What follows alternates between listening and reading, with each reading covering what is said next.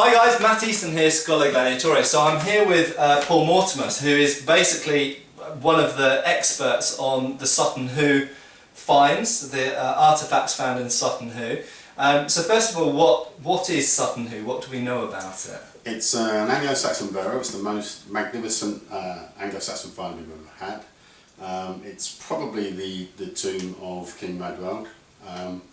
There's still some debate about that, but it's full of little treasures and big treasures. So King Radwald is early 7th century? He died around these 625 AD. 625, okay. And do you think it's King Radwald? I don't think it really matters. It's Yeah, whoever it was, it was very important. That's a good input. So he was buried with helmet, sword, shield, A stone, yeah, a big ship, 90 foot long. yeah, So, he was buried in a ship. That's the important thing. He was buried in a massive, great, essentially a boat that's quite similar looking to a later Viking longboat. Absolutely, Yeah. And with mail and spearheads and... yeah, I think it's 9 spearheads and a mail coat with copper rivets. But there was, if I remember correctly, there was no sign of his actual body.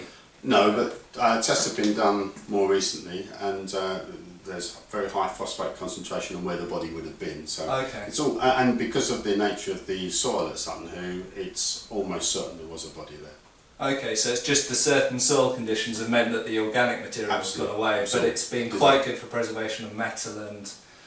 For gold, yeah. Yeah, for gold, gold's pretty good at staying, but there was the blade and the spearheads and stuff, so the iron has been... Yeah, that's not been too bad. Been fairly well preserved. So what we've got here, we just lift it up at the... So this is probably one of the most accurate in the world recreations, probably perhaps the most accurate recreation of the shield from Sutton Hoo. I like to think so, yeah. It's Yeah. it's certainly slightly more accurate than the one they've got in the British Museum. Yeah, okay. We've replaced all the foils on it, theirs has got some missing. But the back is, in some ways, almost as interesting as the front. Okay, so first things to notice from my point of view are it's massive. It's a big shield, isn't it? It's what? It is. Big shield. About a metre? It's about a metre. It's 35 inches. Okay, so 35 inches, about a metre across. It's a big shield. It's About 90 centimetres. 90 centimetres. So what's it made of inside? It's made of lime, which is 0.8 centimetre thick. It's 3 boards So glued it's together. 3 planks, longitudinal or?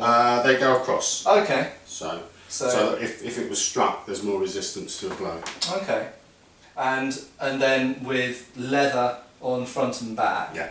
And is that glued? It's Glued glued. on? Yeah. Okay. And then we've got the usual kind of, we just lift up there, we've got the usual hole for the hand, and we know that the handle is offset to one side because of the boss fittings. It has to be, otherwise your left hand can't go in it properly. Right. And we know exactly the proportions because of the way that the rivets are placed, or something on the boss, or The proportions of the hole for the grip. yeah. Yeah. It's exactly the same size as the hollow in the boss. Okay, and it has many metal fittings. We'll look at those. I'll bring them up close to the camera in a second. But we've got a metal rim which is made of a copper alloy. Yeah. And that's fairly unusual, isn't it? Because there's not many rims to shields, I don't think, are there? There are a few, but it's not common. Most No. shields are buried without metal rims, at least. Anyway, they might Yeah. have rawhide one. I think it is interesting that on a very high status shield they put a metal rim on, because that would maybe support the fact that on lower status shields there was a rim of maybe organic material. Yeah, I think you're right. So the rim, and that's interesting from a usage point of view as well. The fact that they thought that there should be a rim on the shield to protect the rim, maybe, or Yeah. maybe to help the planks stay together. I think it's to protect against blows, and even a rawhide one will do that to some extent. Interestingly enough, in Sweden, where they've got some barrows which are very similar stylistically to Sutton Hoo, Vendel and Valsjöda. The Valsjöda shields have got metal rims, but the Vendel ones don't have at all. Right. Okay. Yeah, I mean, so there's been a lot said about the way that blows are taken on a shield, and people often focus on sword blows on shields. when in actual fact the majority of blows on a shield would probably be spears and javelins and arrows and stuff like that. Yeah. So, but a lot has been said about receiving such blows on the flat versus on the edge, and a lot of people have said, you know, in reenactment, certainly years ago, it's probably not the same these days, but a lot of people used to take a lot of blows on the edge, and then people said that was wrong, you should be taking it more on the flat. But the fact that you've got a protective rim might suggest that you would expect some blows at least to come on the edge. I'm sure that's true. Even if you intended most blows to come on the flat, sometimes it's going to happen they hit the edge. The shield is, I should just mention actually, the shield is pretty heavy. Do you happen to know that? No, I did measure it, but I've forgotten. I would guess it's about £8, something like that. I think my shields are about... It's probably a bit less than that, but it is. Yeah, okay. You certainly, when you've been carrying it for a while, you know that you've been carrying it. Yeah, I mean my shields are about £6 and this is definitely heavier than them. But as you said to me before, the wooden part of the shield was quite light. It was, yeah, before we put the metal on. Yeah, so it's actually all of the metal is adding a lot of weight, obviously, because we've got a lot of gold on. Again, in a minute I'll bring the shield closer up to the camera, but there's a lot of gold. Do you want to just tell us about what the different bits are that we've got in here? Well, we don't know what they all are, but we've got a dragon here. You can see its wings and its terrible teeth. And lots of people think it's an elephant, but it's actually a bird. But the interesting thing about that is that it's also a bird of prey because of its talons and its beak. But the interesting thing about it is embedded within the hip of the bird is a man's face. Shall I just bring that up? Yeah. I hope you guys can see. So there we've got the dragon up here. There you go. And this is all gold plated copper alloy, is it? Yeah, it's gilded copper alloy. Gilded copper alloy. And then down here, there's the raptor, the bird of prey, with his hooked beak and his large talons and tail. And it's difficult to hold one-handed. There we go. In there is a face, a little human face, hidden on his kind of hip or shoulder, I suppose that is, isn't it? Yeah. And of course, I guess predatory animals like birds of prey and wolves and things like that are fairly potent symbols in this period. I'm sure it's a reference to certain deities. Right, okay. And you've got a deity of the earth and one of the air. Right. And I should just mention, so Paul's written quite a lot about this period, and so your most recent book was called? Woden's Warriors. Woden's Warriors, okay, which is quite hard to get hold of now, but there's a new edition. There's going to be a new edition coming out, and that presumably talks about a lot of the sort of religious connection with the symbology of what's on the. Yeah. One of the things we should point out about the shield is it has a rolled edge. It's not a flat. Yeah, very important. So we talked a lot about flat versus convex shields in the past, and how do we know that this was had a convex edge on it? Because the metal parts on the back, if you look, they're actually slightly bent, slightly raised, and some of the fitments also were slightly curved. So from that we deduced that the shield was curved in the outer edge. Right. And so in terms of the arrangement of the metal parts, we know that the edge pieces went on the edge because we can see what they're for pretty much. Yeah. The pieces will come to the boss in the centre in a minute, but the pieces, if I just lift that up, the pieces around the boss, presumably we have to slightly guess the location of those, the dragon and the eagle and the... it's based on similar shields from Sweden. Where stuff that's very similar is buried.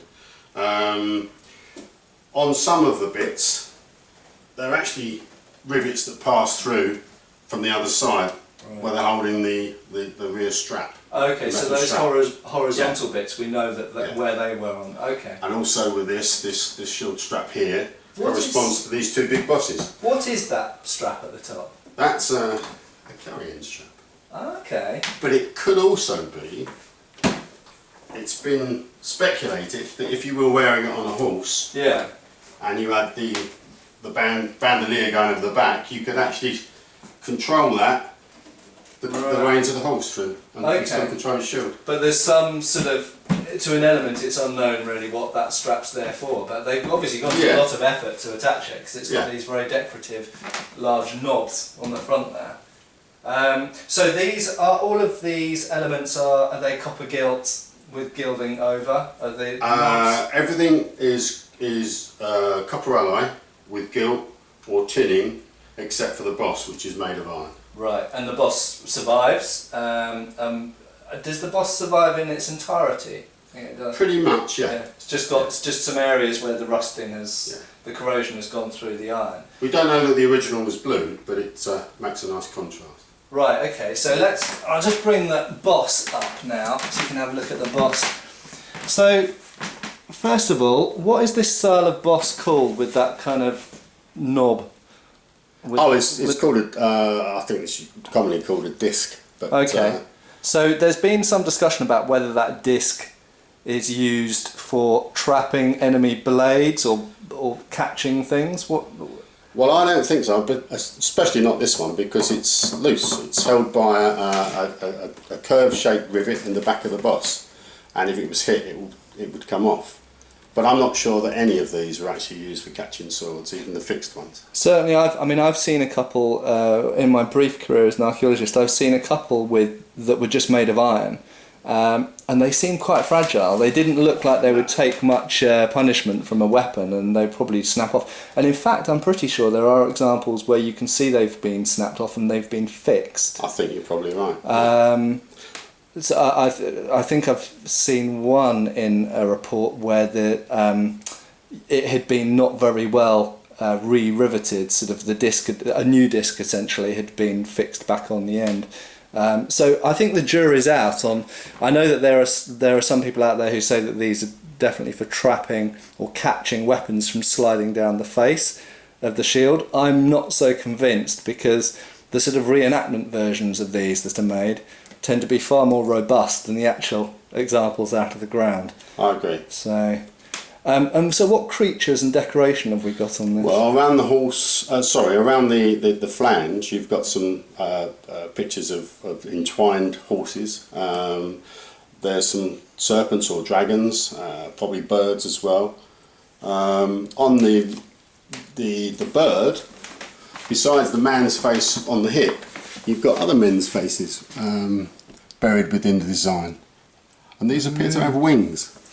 Oh yeah. I've no idea what they're for. Angels. Cherubs. Yeah, it's early Christian influence maybe. I don't know. We don't know. So going back to the boss for a second, it looks like they're kind of, what are they? They won't be crocodiles, but they look a bit like. They do look a bit like crocodiles, but they're probably multifunctional beasts. They could be dragons. They could be wolves. They could be perhaps even boars. Mm. Some of the creatures up here, for instance, this one, if you look at it one way, it's a man with a moustache, but if you look at it in a slightly different way, you'll see he's got very big teeth, and if you look at it, it could be a dragon's head. Oh yes. And sometimes they kind of combine a front-on view with a profile view, don't they? So to our eyes, it looks a bit strange. And yeah, I mean, this type of dragon, I mean, it could also be a fish, couldn't it? Some type of large pike. I suppose it could, but it's got enormous teeth. Yeah, yeah. Who knows? I mean, there's and some of these could be, I suppose, mythological creatures. Their sort of interpretation of them. Who knows? But I'm sure at the time the people who saw them knew exactly what they were. Yeah. Oh no. And they could be standing for many different things. So is the assumption that this is at the time that this decoration was made, they're a completely pre-Christian sort of Woden culture? Or was there any suggestion that Christianity had played a part on the art? Well, if it was Radwald, he's supposed to have gone to Kent and been converted. But when he came back to East Anglia, his wife convinced him that he shouldn't abandon the old religion, and Bede tells us he had two altars, one to Christ and one where he sacrificed the devils. So it's possible there's some Christian influence on here. Okay. Oh, well, I've just noticed, I actually didn't notice when I was talking to you earlier about this shield. Here we've got what looks very much to me like a ring that you get on a sword hilt. It does look just like a sword hilt ring. And in fact there are two instances where this type of ring appear, but not on a sword. Sometimes they're found loose, but there's 2 instances where they're found on objects other than swords, and one is this shield, and the other one is a drinking horn from Valsjöder in Sweden. And as far as I understand it, and I know that there's various different theories and ideas have moved on over time, but as I understand it, a common theory is that the rings are something to do with loyalty or fealty to... Possibly, or command. It could be, a general. Because there is this culture of ring giving, isn't there? From there is, a lord to their vassal, and it's the fact that they're always depicted as 2 rings entwined. It seems to be reminiscent of striking an oath. And of course, you might be wondering, what rings are they talking about? What we're showing here is, so it's almost a sort of symbolic casting of what looks like 2 rings joined together. But there are examples where the rings are separate, aren't there? It's an actual ring. But as I understand it, that I think the original idea was that maybe this evolved from 2 separate rings. But in terms of chronology, some of the earliest ones are cast together. There are some very early ones that are cast. Yeah. I think the very, very earliest ones, though, are one with a 3 ring, right. And they tend to be from England, apart from one possible one from Norway, Snartemo. Right. And also there's mention of ring giving and ring swords in later sources, later kind of, like I think in Beowulf there's a mention of... Yeah, there is. Yeah. There are ring swords mentioned. Yeah. So it's let's pull back out again so you can see it. It's this shield, as you might be able to tell, is big and heavy. In terms of an actual shield, I think we agree it is a real shield. A lot of people say, oh, is this a ceremonial parade shield? I mean, the idea of having lots of gold and garnets on your shield might seem strange to a lot of people, but I think we're agreed, if you're a king, if you look at a later period, if you look at Henry VIII and look at some of his armours, he ploughed huge amounts of money into his military equipment. He bought expensive horses and he had a huge number of very expensive armours. And if you can command that kind of power and that kind of wealth, then some of your most important objects, especially in the period that this is from, are going to be to do with your fighting equipment and the things that show that you are a king.